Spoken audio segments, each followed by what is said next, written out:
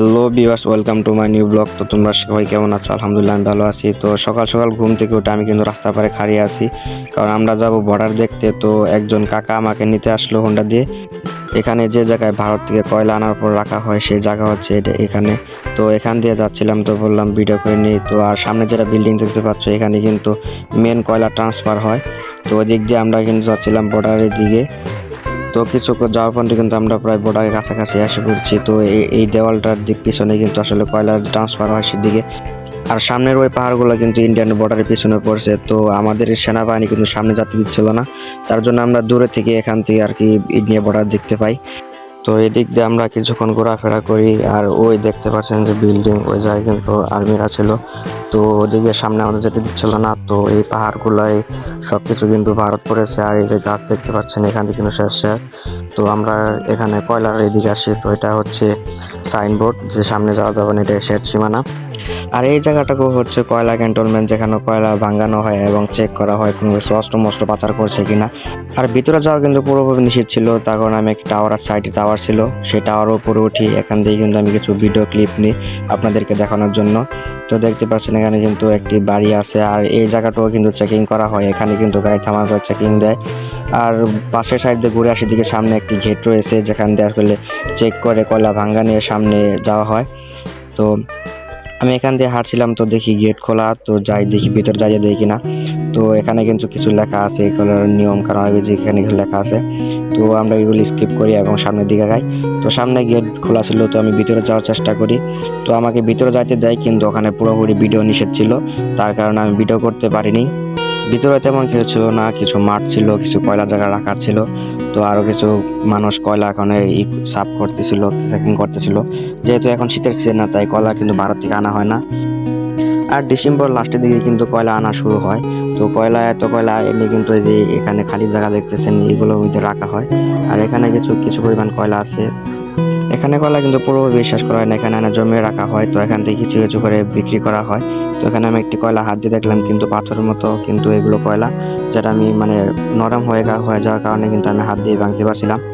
তো এই জায়গায় কিন্তু ট্রাকগুলো ওজন করা হয় কয়লা বিক্রি করার জন্য, কত টন হলো কি বাই কি। তো অনেক জায়গা ঘোরার পর কিন্তু আমি ধীরে ধীরে বাড়িতে দিকে চলে আসলাম। তো বাড়িতে চলে আসে কিন্তু আমি দাঁত ঘষার পর কিন্তু পুকুরে মুখটা দিলাম, কারণ এই জায়গার পানি কিন্তু অনেক আয়রন। প্রত্যেকটা বাড়িতে কিন্তু একটি করে পুকুর আছে। তো সকালে খাওয়া দাওয়া করে আমি বের হয়ে এলাম। তো এটা হচ্ছে আর্মি ক্যাম্প। আর এই আর্মি ক্যাম্পতেই কিন্তু সীমানায় কিন্তু আর্মি পাঠানো হয়। তো আমরা যাচ্ছিলাম হচ্ছে বর্ডার কারো কাছ থেকে দেখার জন্য। তো এখান থেকে পাশে একটি পার্ক আছে, সেখানে আমরা যাব। আর এখানে দেখতে পাচ্ছেন ভারত, তো এটা হচ্ছে ইন্ডিয়া। তো আমরা পার্কের ঘেটে চলে আসছি। তো এখানে নামি আমরা।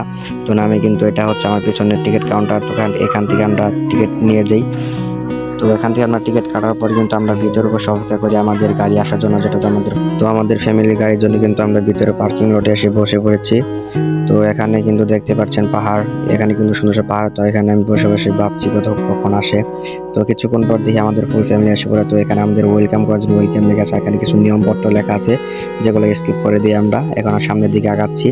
তো এখানে কিন্তু আসলে অনেক ভালো পরিমাণ জায়গা ছিল, ঘোরার মতো সুন্দর সুন্দর পাহাড় ছিল, যা আপনারা সবাই দেখতে পারবেন। তো যারা আমার এখন চ্যানেলটিকে সাবস্ক্রাইব করে অল বাটনে প্রেস করে রাখুন। আর এখানে কিন্তু বসার জায়গা আছে, এখানে কিন্তু পুকুরের মতো ঝিল বানানো হয়েছে। তো এখান থেকে দেখতে পাচ্ছেন সুন্দর ভিউ। তো সামনে যেটা দেখতে পাচ্ছেন সাদা সাদা কালো কালো পাহাড়ের মতো, তো সেই জায়গায় কিন্তু আসলে ইন্ডিয়া বর্ডার, যা আপনাদেরকে সামনের ভিডিওতে দেখাবো। তো এখানে আমাদের ফ্যামিলি তো চলছিল, তো আমরাও পিছিয়ে পিছিয়ে যাচ্ছিলাম। আর এখানে দেখতে পাচ্ছেন কত সুন্দর ভিউ দেখা যাচ্ছে। এটা কিন্তু পাহাড়টা অনেক সুন্দর। আমাদের টিকিট কাটতে প্রতিজনের টিকিট প্রতিবার 30 টাকা করে নিয়েছিল, যেটা আমাদেরকে আসলে কম প্রাইসে মনে হচ্ছে। আর ওই সামনে যে পাহাড়গুলো দেখতেছেন, ওগুলো কিন্তু আসলে ইন্ডিয়ানের বর্ডারের ভিতরে পড়েছে, যেটা আমাদের বাংলাদেশের বর্ডারে পড়েনি। তো এখানে আমি সামনে আগাচ্ছি। তো এখানে আসার পর কিন্তু ওই দিক দিয়ে পাহাড়ে ওঠার একটা সিঁড়ি করেছে। তো আমরা এই সিঁড়ি দিয়ে উঠতেছি। তো উঠতে কিন্তু অনেক ক্লান্ত হয়ে গেছি। উঠতে কিন্তু আমি অনেক উঁচুতে এসে পড়েছি। তো নিচে দেখাচ্ছি, নিচে একটি বসার জায়গা আছে, উপরেও আরেকটি আছে সামনে দেখতে পাচ্ছেন। তো এখানে আমি হেঁটে হেঁটে উঠতেছি আর কি, প্রচুর পরিমাণে ঘেমে গেছি, যেটা আসলে ক্যামেরাতে বলা সম্ভব না। আর উপরে উঠে কিছুক্ষণ বসি আমি এখানে, আসলে কিন্তু পরিবেশটা অনেক ভালো ছিল। তো এখান থেকে নিচে নামার সময় কিন্তু অনেক সাবধানে নামতে হবে, কারণ এখানে কিন্তু মাটি না, এখানে সব কিন্তু পাথর, ছোট ছোট পাথর, পাড়া রাখলে কিন্তু পা পিছলে যাচ্ছিল। তো দেখতে পাচ্ছি এখানে কিন্তু ছোট ছোট পাথর। আমার সামনে একটি বাচ্চা ছিল, তো উনি কিন্তু অনেক সাবধানে চলাফেরা করতেছে, কারণ এখানে পিছলা যায় পাও, আর একবার পিছলা গেলে কিন্তু নিচে অনেক খাই আছে। দেখতে পাচ্ছি এখানে ছোট ছোট পাথর, যেহেতু সাবধানে পা ফেলানো হয়। তো সামনে দেখতে পাচ্ছি জঙ্গল, আর জঙ্গল এখান থেকে একটা সিঁড়ি করেছে, যেখানে যেহেতু খাল এখানে, তো এই খালের উপর দিয়ে কিন্তু একটি সিঁড়ি করেছে। তো আমরা সিঁড়ি বেয়ে আরো উপরে উঠবো, আর এটা হচ্ছে নিচে যাওয়ার রাস্তা, যেখানে নিচে যে আছে সেই জায়গায় যাবে। তো আমরা যাবো উপর দিকে। তো এই সিঁড়ি বেয়ে আমরা উপরে উঠতেছি। তো আপনারা আমাদের সাথে থাকুন, আর আমার চ্যানেলটিকে সাবস্ক্রাইব করুন। যারা সাবস্ক্রাইব করেন, ফলো করুন, শেয়ার করুন, আপনাদের বন্ধু বান্ধবের কাছে আমার চ্যানেলটিকে পৌঁছে দিন। আর এদিক দিয়ে চলতে চলতে কিন্তু আমরা উপরের দিকে উঠতেছি, আর নিচে দেখতে পাচ্ছেন তো কতটুক ঢালান, আর আমি কিন্তু উপরের দিক দিয়ে প্রায় এসে পড়েছি, আর একটু চড়া বাকি আছে। তো একটু আমরা দেখতে থাকুন, আমাদের ভিডিওটা অনুভব করতে থাকুন। তো আমার চ্যানেলটিকে সবাই সাবস্ক্রাইব করে দিবেন, ভালো লাগলে ফলো করবেন, আর কি দেখতে চান কমেন্টে বলবেন।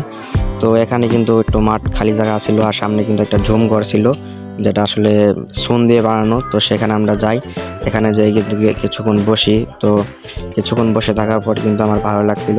তো এখানে আমরা কিছু ফটোশ্যুট করি, যারা আপনারা আমাদের চ্যানেলে দেখতে পারবেন।